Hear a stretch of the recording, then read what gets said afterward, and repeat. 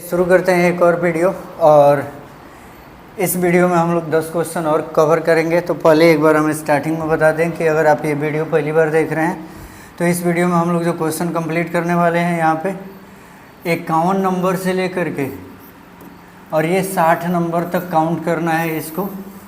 इसके पहले हम चैप्टर नंबर 5 से टोटल 50 क्वेश्चन कंप्लीट करा चुके हैं। इसमें 51 से लेकर 60 तक क्वेश्चन कंप्लीट कराने वाले हैं। बाकी क्वेश्चन कैसा लगता है, आप लोगों को समझ में आता है कि नहीं, ज़रूर बताइएगा। क्वेश्चन है सार्वभौमिक दाता कौन है? Who is the universal donor? सही आंसर क्या होगा? ओ जो होता है ब्लड ग्रुप, इसको हम लोग कहते हैं यूनिवर्सल डोनर।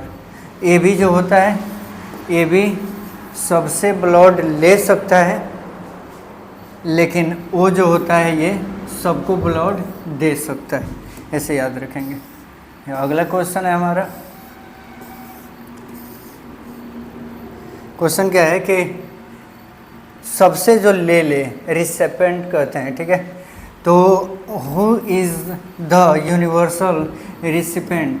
हम कहेंगे कि ए बी ब्लड ग्रुप वाला जो व्यक्ति होता है वो सबसे ब्लड ले सकता है। सार्वभौमिक ग्राही कहते हैं, यानी सबसे जो ब्लड ले सके वो कौन सा ब्लड ग्रुप है?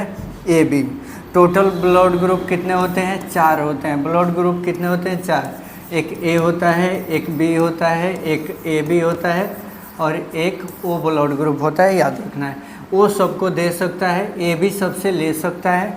बाकी ये 2 इम्पोर्टेंट पॉइंट होता है इसमें। अगला क्वेश्चन है हमारा कि रक्त समूह किससे निर्धारित होता है? क्वेश्चन पूछ रहा है किससे निर्धारित होता है?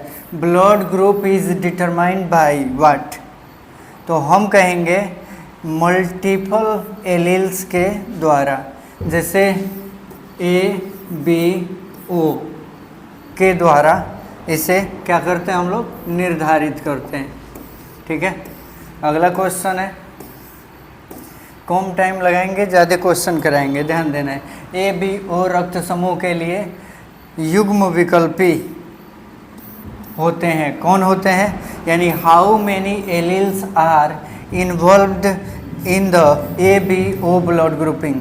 यानी ब्लड ग्रुप जब बनाया जाता है, जैसे ब्लड ग्रुप ए बना दिए, ब्लड ग्रुप बी बता दिए, ब्लड ग्रुप ए बी बता दिए और ब्लड ग्रुप ओ बता दिए। क्वेश्चन ये पूछ रहा है कि इसमें how many alleles are involved? कितने एलील्स इन्वॉल्व होते हैं? सबको पता है कि टोटल 3 ही एलील्स होते हैं जो इसमें इन्वॉल्व होते हैं, ठीक है।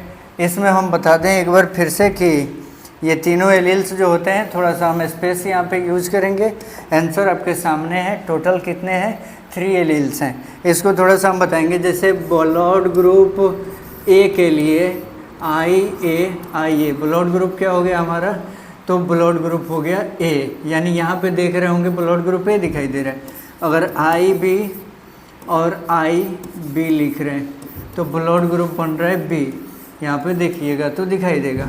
फिर स्मॉल आई, फिर स्मॉल आई, ब्लड ग्रुप बनेगा ओ। ये 3 जो होता है ना, यही 3 मिल करके ए बी ओ मिल के, यानी आई ए आई बी और स्मॉल आई, ये 3 को मिल के 4 को ब्लड ग्रुप बनाता है। अब इसमें एक अगर आ जाए कोडोमिनेंस कहते हैं, इसको सहप्रभाविता कहते हैं, जो दोनों प्रभाव दिखाए। जैसे आई ए आई बी एक साथ आ जाए तो इसका ब्लड ग्रुप जो होता है ए बी होता है, और ये कोडोमिनेंस का ये एग्जाम्पल होता है। याद रखना है, यानी सहप्रभाविता का एग्जाम्पल इसको कहते हैं, ठीक है। क्वेश्चन है कि बहु विकल्पता क्या है? What are multiple alleles? 2 से अधिक जब होते हैं तो उसे मल्टीपल कहते हैं। सिंपल सी बात है, ठीक है। यानी हम कहेंगे कि 2 से अधिक युग्म विकल्पी हो तो उसे बहु विकल्पता कहते हैं। इंग्लिश में कहेंगे more than 2 alleles for a gene. एक जीन के लिए 2 से अधिक एलील्स हो तो उसे हम लोग कहते हैं बहु विकल्पता। क्वेश्चन है कि बहु प्रभाविता क्या है? बहु प्रभाविता, व्हाट इज प्लियोट्रोपी? तो हम कहेंगे कि एक जीन के अनेक प्रभाव हों, एक जीन के अनेक प्रभाव, यानी one gene affects multiple traits, तब हम कहेंगे इसे बहुप्रभाविता। एक का प्रभाव बहुत सारे पे पड़े तो उसे बहुप्रभाविता। बहु यानी मतलब ही होता है अनेक, ठीक है। मल्टीपल यानी बहुत सारा।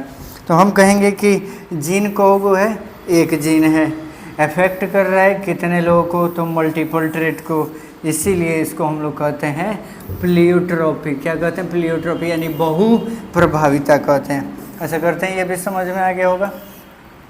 अगला क्वेश्चन है हमारा, बहु प्रभाविता का उदाहरण दीजिए। ठीक है, बहु प्रभाविता का उदाहरण, what is an example of pleiotropy. तो हम इसके लिए एग्जाम्पल देंगे फेनिल कीटोन्यूरिया, जिसको हम लोग इंग्लिश में फिनाइल कीटोन्यूरिया कहते हैं, सिकल सेल एनीमिया। दो इसका एग्जाम्पल हो जाएगा, एक फिनाइल कीटोन्यूरिया और एक हो जाएगा सिकल सेल एनीमिया। अच्छे से इसको याद रखना है, यहाँ पे इंग्लिश में भी दे रखे हैं, और तैयारी में कोई कमी ना हो। कोई क्वेश्चन कोई डाउट हो तो ज़रूर आप लोग बताएंगे। बहुजीनी वंशागति क्या है? अब ऊपर अभी बताए थे सिकल सेल एनीमिया, उसमें भी कोई डाउट हो तो ज़रूर पूछ सकते हैं। बहुजीनी वंशागति क्या है? What is polygenic inheritance. तो हम कहेंगे कि बहुत सारे जीन हैं, अनेक जीन मिलकर एक लक्षण को कंट्रोल करते हैं। बहुत सारे जीन मिलके एक लक्षण को कंट्रोल करते हैं तो उसे बहुजीनी वंशागति कहते हैं। देखिएगा इंग्लिश में कहें a single gene, a single trait is controlled by many genes. एक ट्रेट को बहुत सारे जीन्स मिलके कंट्रोल कर रहे हैं, इसीलिए इसको हम लोग क्या कहते हैं? तो इसको कहते हैं हम लोग पॉलीजेनिक इनहेरिटेंस। अगले क्वेश्चन पे चलते हैं, बहुजीनी लक्षण का उदाहरण दीजिए। What is the example of, या फिर what is an example of polygenic trait. तो एग्जाम्पल हो जाएगा इसका त्वचा का रंग, ऊंचाई, स्किन कलर, और ठीक है, याद रखेंगे। अब यहाँ पे क्वेश्चन क्या पूछा है, फिर से देखिएगा कि बहुजीनी का, बहुजीनी जैसे त्वचा के रंग में बताए, तो बहुजीनी का मतलब क्या कह दिए कि इसके आंसर पे जाइए। तो बहुजीनी का मतलब कह दिया कि त्वचा का रंग। त्वचा का रंग पता है कि बहुत सारे जीन मिलकर कंट्रोल करते हैं। जैसे अब बहुत सारे का मतलब हो गया कि ए बी बी सी, यहाँ पे कितने सारे जीन्स आ गए, ये सब मिलकर के त्वचा के रंग को कंट्रोल करते हैं, याद रखना है। और सबको पता है कि अगर ये जीन है तो इसका त्वचा कैसा होगा, इसका त्वचा हो जाएगा कैसा, इसका त्वचा आप लोग कमेंट में बताएंगे। और फिर एक और क्वेश्चन, छोटा ए, छोटा बी और छोटा सी हो तो इसका त्वचा रंग कैसा होगा। एक आप लोग बताएंगे कि एक पहला वाला हम बता देते हैं, अगर बड़ा ए, बड़ा बी और बड़ा सी हो तो ये कैसा होगा, ब्लैक कलर का होगा स्किन। और इसका क्या कलर होगा ज़रूर आप लोग बताएंगे। अगर मिश्रण कर दिया जाए बड़े छोटे लेटर का तो फिर कैसा होगा स्किन कलर, ये दो का आप लोग ज़रूर बताएंगे कमेंट सेक्शन में। क्वेश्चन है यहाँ पे कि एपिस्टेसिस क्या है, व्हाट इज़ एपिस्टेसिस। हम कहेंगे जीनों के बीच होने वाला क्रिया, अंतः क्रिया क्या कहलाता है, एपिस्टेसिस कहलाता है। क्वेश्चन बहुत इंपॉर्टेंट है, याद रखेंगे। यानी इंटरेक्शन बिटवीन जीन्स, इंग्लिश में। हाइपोएस्टेटिक जीन क्या है, व्हाट इज़ अ हाइपोएस्टेटिक जीन। हम कहेंगे कि वह जीन जिसका प्रभाव दूसरे जीन द्वारा दबा दिया जाता है उसी को हम लोग कहते हैं hypostatic gene. A gene whose expression is, जैसे बड़ा टी है वो छोटे टी के एक्सप्रेशन को दबा देता है और ये खुद को क्या करने लगता है, शो करने लगता है। तो शो किया ना तो हम कहेंगे a gene whose expression is masked by another gene, यानी इसको ढक दिया गया किसके द्वारा, बड़े टी के द्वारा। यानी बड़ा टी यहाँ पे डोमिनेंट हो गया, प्रभावी हो गया। यानी इसी को हम लोग कहते हैं टॉपिक के हिसाब से हाइपोएस्टेटिक जीन। क्या कहते हैं, हाइपोएस्टेटिक जीन। गौर से याद रखेंगे, ठीक है। एपीएस्टेटिक जीन क्या है, what is an epistatic gene. Epistatic gene, अभी एपीएस्टेटिक जीन आप लोगों को बता दिए, ठीक है। हाइपो बोल रहे थे मिस्टेक से, यहाँ पे ध्यान देना है। आगे बढ़ते हैं।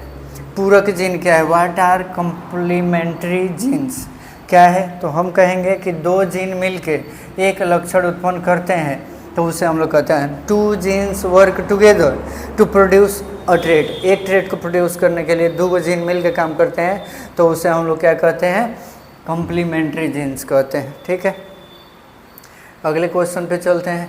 पूरक जीन क्या है, पूरक जीन का अर्थ क्या है, what is meant by complementary gene. तो हम कहेंगे कि एक दूसरे को पूरक करने वाले जीन, यानी genes that complement each other, दोनों को मिला करके दोनों एक साथ साथ आगे बढ़े तो उसे कॉम्प्लीमेंट्री जीन कहते हैं। ठीक है, ये हमारा टोटल इसमें कंप्लीट हो गया। आप लोग क्वेश्चन देखेंगे कितना, 24, यानी क्वेश्चन नंबर हम लोग पीछे कर रखे थे 5 वीडियो में 50 क्वेश्चन, इसमें हमें करना था 51 नंबर से लेकर के आगे तक का क्वेश्चन 60 तक, लेकिन हम लोग 4 एक्स्ट्रा किए यानी 64 क्वेश्चन अभी तक हम लोग कंप्लीट कर चुके हैं। 5 वीडियो पहले से जा चुका है, अब उसको आप लोग ज़रूर कंप्लीट कर लेंगे। मिलते हैं अगले वीडियो में। वीडियो अच्छा लगे तो वीडियो को लाइक करें और दोस्तों को भी शेयर करें। हम मिलेंगे अगले वीडियो में, तब तक के लिए धन्यवाद। जय हिंद।